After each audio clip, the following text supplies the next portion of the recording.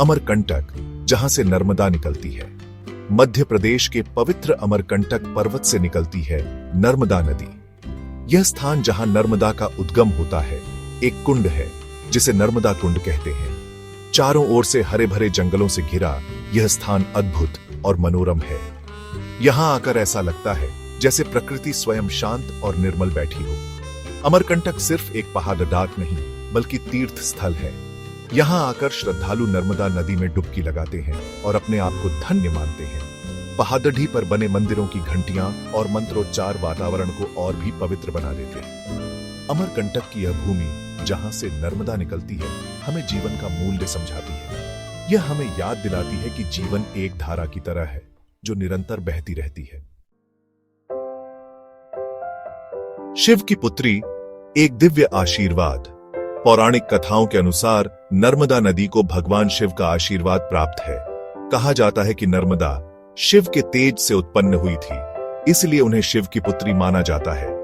एक कथा के अनुसार नर्मदा ने भगवान शिव से अनुरोध किया कि वे उन्हें मोक्षदायिनी बना दें। शिव ने प्रसन्न होकर उन्हें वरदान दिया कि जो भी तुम्हारे जल में स्नान करेगा उसे पापों से मुक्ति मिलेगी।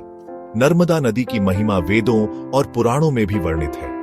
इस नदी के प्रति श्रद्धा और भक्ति का भाव हजारों वर्षों से भारतीय संस्कृति का अभिन्न अंग रहा है।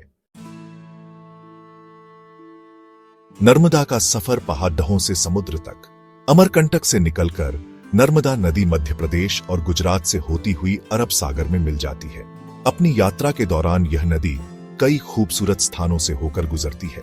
मध्य प्रदेश के जबलपुर में नर्मदा नदी संगमरमर की चट्टानों के बीच से होकर बहती है, जिसे देखकर ऐसा लगता है जैसे प्रकृति ने स्वयं कोई अद्भुत कलाकृति बनाई हो।